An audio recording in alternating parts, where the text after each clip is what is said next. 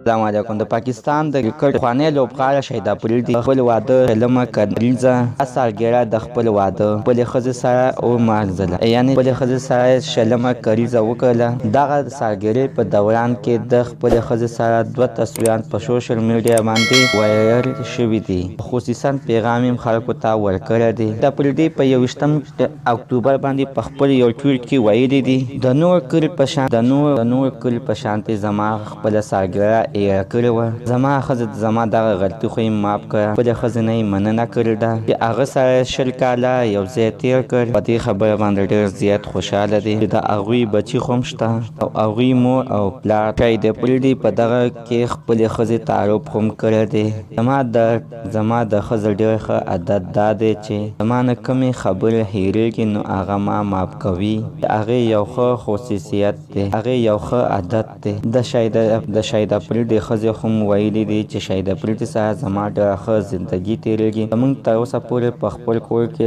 جنګ جګړې نه دي راغلي، نه به راځي. شهید افریدي یو د ښه مزاج والا سړی دی او خوشحاله دی. هلته مې په خوله کې خندا وي. 20 کاله زما شهید افریدي سره وشو. دا اوسه پورې ما چاته په غوسه کې سی نه کو. یادوي ده چې د شهید افریدي 5 لورانې دي او زوی یې پکې نشته. الله تعالی دې دغه شانتې دوی خوشحاله ساتي. الله تعالی دې ولا ښه غټه زندګي ولا ورکړي. عزتمن زموږ نننۍ معلومات ته د دې پورې د نوي معلوماتو لپاره زموږ همدا چینل د سره سبسکرایب کړئ، خوا کې ورسره د ټلۍ نشان ووهئ چې ښه یوه نوې معلوماتي ویډیو تاسو ته په اسانۍ باندې در ورسیږي.